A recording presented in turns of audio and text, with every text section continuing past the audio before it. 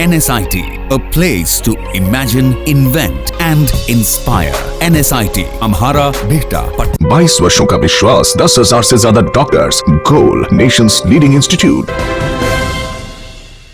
नमस्कार, आप देख रहे हैं सिटी पोस्ट। मैं हूं अभिषेक मिश्रा। मुख्यमंत्री नीतीश कुमार दिल्ली से पटना लौट आए हैं। पटना में उन्होंने पत्रकारों से बातचीत की है और जो हाव भाव था उससे स्पष्ट था कि नीतीश कुमार दिल्ली से गांठ लेकर लौटे हैं, कुछ तलखी कोई तकलीफ लेकर लौटे हैं। हालांकि नीतीश कुमार ने जब कल ये ऐलान किया था कि जेडीयू के कोई भी सांसद मोदी मंत्रिमंडल का हिस्सा नहीं होंगे, जेडीयू सरकार में शामिल नहीं होगी, जेडीयू सरकार को बाहर से समर्थन देगी, तो उन्होंने यह भी स्पष्ट किया था कि कोई तकलीफ नहीं है मन में कि बीजेपी सांकेतिक हिस्सेदारी देना चाहती थी और हमने सांकेतिक हिस्सेदारी लेने से मना कर दिया है। लेकिन जब रात बीत गई, मोदी मंत्रिमंडल के सभी मंत्रियों ने शपथ ले ली, शपथ ग्रहण खत्म हो गया, रात बीत गई और जब सुबह हुई तो इस मामले ने तूल पकड़ा, बवाल बढ़ने लगा और बवाल जब बढ़ा तो कई बयान सामने आने लगे। और आज जब नीतीश कुमार ने पटना में पत्रकारों से बातचीत की है तब भी ये लगा है कि कहीं ना कहीं नीतीश कुमार के मन में यह तकलीफ जरूर है कि उन्हें बीजेपी ने दूसरे सहयोगियों की तरह ट्रीट करने की कोशिश की, जिससे नीतीश कुमार थोड़े आहत हैं। सुन लीजिए नीतीश कुमार ने आज क्या कहा है पटना एयरपोर्ट पर। देखिए, जिसके बारे में जो बातचीत हुई थी, जब एनडीए की बैठक हुई थी और उस दिन के बैठक के बाद मैंने संसदीय दल की बैठक जो हुई थी और उसके बाद एनडीए की तरफ से भी उनका चयन हुआ और उस दिन जो राष्ट्रपति भवन में जाकर हम सब लोगों ने अपना समर्थन भी वहाँ भी दिया, मीटिंग में भी दिया, वहाँ भी दिया लिखित रूप से। उसके बाद लौट रहे थे वहाँ से, तो उसी में भारतीय जनता पार्टी के राष्ट्रीय अध्यक्ष ने ये बात कही थी कि जो बात करनी है तो कब 28 या 29, हमने कहा कि 28 तारीख को तो हम पटना में रहेंगे, उस दिन हम लोगों का इफ्तार है, 29 को आ जाएंगे। तो वही उनके ही कहने पर, वरना हमको तो 30 तारीख को जाना था। हम वहाँ गए थे, वैसे सुबह यहाँ भी उनका फ़ोन आया, फिर हम क्या आ ही रहे हैं। तो वहाँ जाने के बाद उनसे स्वाभाविक है कि उन्होंने बुलाया था तो हम गए थे मिलने। तो उस समय जो बात कही गई कि उन्होंने ये बताया कि हम लोग अपने सभी एनडीए के घटक दलों को एक एक सीट जिसका नाम दिया वो दे रहे हैं और आपको भी एक का देना है। तो हम उनकी बात सुनते रहे। फिर हमने कहा कि जहाँ तक सवाल है बीजेपी का, उसको तो पूर्ण बहुमत है और हम सब लोगों का समर्थन है, लेकिन जो उनकी बात से लगा कि वो एनडीए के घटक दलों को और जेडीयू को भी वो एक सांकेतिक रूप से प्रतिनिधित्व देना चाहते हैं। तो उस समय भी हमने कहा था कि इसकी कोई खास आवश्यकता करिए, तो हमने कहा कि नहीं, उसमें और लोगों को कितना बना रहे हैं, बिहार में भी कितने लोगों को क्या कर रहे हैं, ये सब हम जानना चाहते थे। तो जब उन्होंने एक ही की बात कही और कहा, तो ये मतलब कि सिंबॉलिक सबका पार्टिसिपेशन और एनडीए के सभी जो उनकी समझ से घटक दल हैं और जिनके सांसद निर्वाचित हुए हैं, तो हमने कहा कि भाई इसमें तो हम भी समझते हैं कि इसकी कोई ज़रूरत है, लेकिन फिर भी आप ये कह रहे हैं तो हम अपने पार्टी में बातचीत करेंगे। उसके बाद हम लौट कर गया तो पार्टी के जो हमारे कोर टीम है, क्योंकि बिहार में ही सब लोग विजयी हुए हैं और जो भी सरकार में शामिल होते तो बिहार के ही हमारे 16 लोकसभा में जीते हैं कोर्ट में, तो 6 हैं राज्यसभा में, 16 हैं लोकसभा में और सब बिहार से ही हैं। तो बिहार की जो कोर टीम, हमने सब लोगों से बातचीत की कि ऐसा प्रस्ताव है, तो हमारे सब लोगों ने कहा कि यह उचित नहीं। यानी एक जो सांकेतिक होता है उसकी भागीदारी की कोई ज़रूरत नहीं। अगर भागीदारी करेंगे तो कोई प्रोपोर्शनल होना चाहिए। तो ये बात हमने कहा था कि कोई भागीदारी होती है तो सचमुच कौन कितना भागीदार हो रहा है, कितने नंबर ऑफ सीट्स पर किसी को देंगे, यानी प्रोपोर्शनल रिप्रेजेंटेशन होना चाहिए। ये हम लोगों के पार्टी के सब लोगों की ये बात थी, लेकिन प्रोपोर्शनल रिप्रेजेंटेशन होना चाहिए और उसमें हम लोगों को कितनी सीट चाहिए इसके बारे में हमने कुछ नहीं कहा। एक शब्द में आज हम समाचार पत्रों में देख रहे हैं कि हम लोग 3 मांग रहे थे, तो क्या मांग रहे थे, ऐसी कोई बात नहीं। हम लोगों ने कुछ मांगा ही नहीं। बातचीत के सिलसिले में भी हमको ये कुछ ऐसी बात लगी कि भाई पार्टी के लोग एग्री करेंगे तभी तो, और वैसे इसकी आवश्यकता क्या है। मैंने उतना भी कहा था कि हम लोग सब साथी हैं, सपोर्ट किया है सब तरह, न सिर्फ मीटिंग में सपोर्ट किया है, लिखित भी किया, तो कोई आवश्यकता तो है नहीं सिंबॉलिक प्रेजेंस की।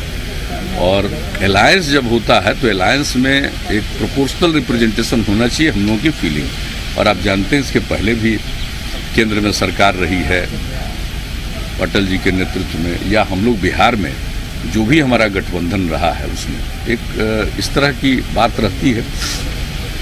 तो जैसा हमने बताया, हमने पार्टी के सभी साथियों से बातचीत की, तो पार्टी के अध्यक्ष, पूर्व अध्यक्ष, जो हमारे संगठन महासचिव हैं, सब लोगों से हमने बातचीत की। तो सब लोगों ने कहा कि भाई ये उचित नहीं है कि हम लोग सांकेतिक भागीदारी करें। अगर भागीदारी करना कोई ज़रूरी नहीं है, हम लोग तो साथ में, हर हालत में साथ में। तो फिर उनको ये बात कम्युनिकेट किया गया। तो जब कम्युनिकेट किया गया तो फिर रात में उनके यहाँ के प्रभारी महासचिव हैं मेरे यहाँ आए।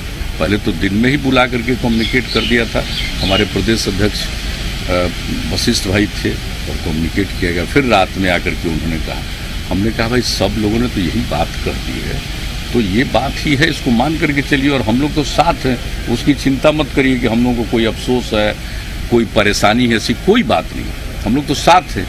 और मिल करके, और बिहार में ही जो कुछ भी ये जीत हुई है, बिहार में हम लोग मिल करके काम कर रहे हैं, सरकार चला रहे हैं। बिहार के लिए ही, बिहार के हित में ही हम लोगों ने ये अलायंस किया है, ताकि बिहार प्रगति के रास्ते पर आगे बढ़े, जो बिहार का पिछड़ापन है वो समाप्त हो।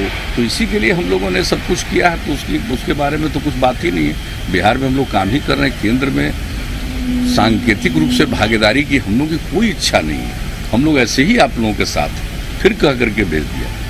उसके बाद फिर सुबह में फ़ोन आया उनके राष्ट्रीय अध्यक्ष का, तो फिर मैंने कहा कि कल ही हमने श्री भूपेंद्र जी को बता ही दिया है, तो वही बात है। तो ये फाइनली हम लोगों ने कह दिया कि पार्टी के लोगों को, और बताई हमने कि पार्टी के सब लोगों से बातचीत कर लिया, और कोई अगर सहमत हो तब ना। और बीजेपी को तो अपना पूर्ण बहुमत है, तो कोई अगर पार्टिसिपेट ऐसे भी करना हो तो, या अगर जिसको कह सकते हैं कि प्रोपोर्शनल हो तो एक बात होती है, और अगर ऐसा नहीं है तो सांकेतिक भागीदारी की जरूरत क्या है।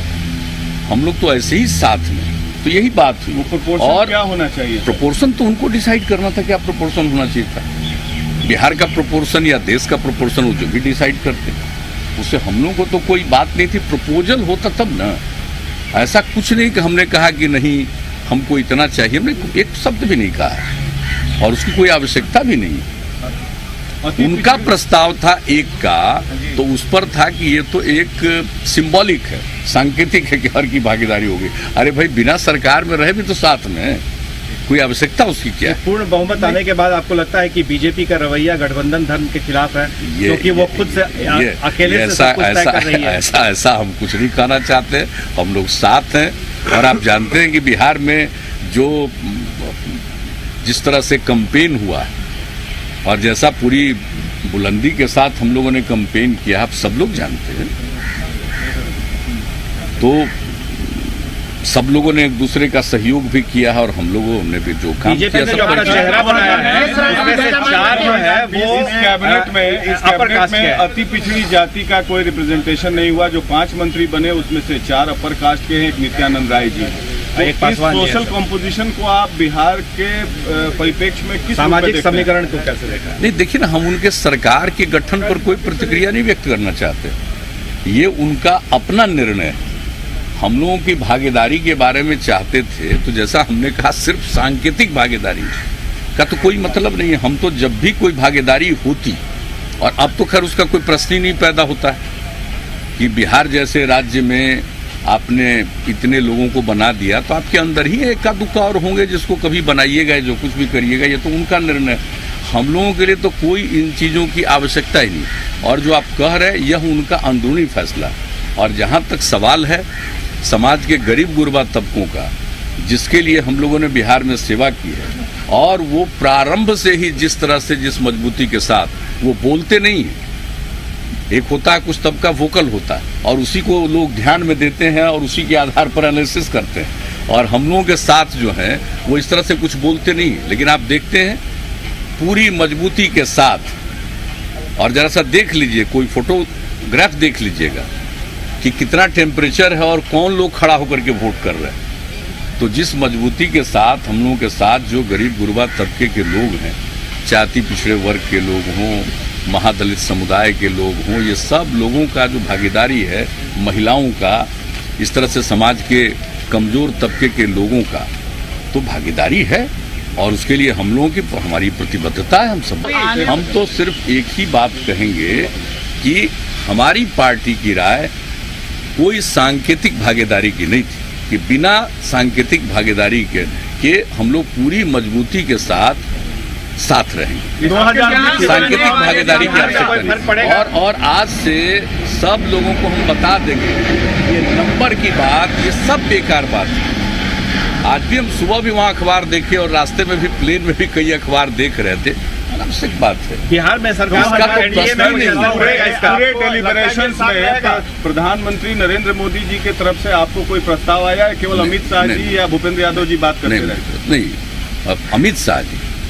और जब बात करने के लिए उन्होंने मुझे बुलाया था, जब हम वहाँ गए थे तो सब भूपेंद्र यादव जी उनके साथ बैठे हुए थे। और जब हमने सब लोगों से बातचीत कर लिया तो भूपेंद्र जी को बुला के कहा कि भाई कम्युनिकेट कर दें, तो उनको कम्युनिकेट कर दिया था कि अपनी इतनी बड़ी संख्या है और हम लोग सब साथ दे रहे हैं, तो आगे भी क्या आवश्यकता है।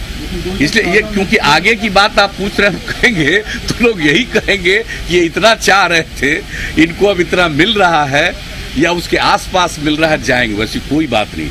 हमारे दल में अगर जो बात होती, अगर अनुपातिक ढंग से शुरू में ही प्रोपोर्शनल बात होती, अब जैसे यहाँ हम लोग कभी सरकार बनाते हैं तो कैसे एक एक बात प्रोपोर्शनल होती है, कौन डिपार्टमेंट किनके पास रहेगा, ये सारी बात करते हैं। शुरू से हम लोग सरकार चलाते हैं, किसका कितना बनेगा, इवन मिनिस्ट्री तक डिस्कस कर लेते थे, पहले बता देते थे।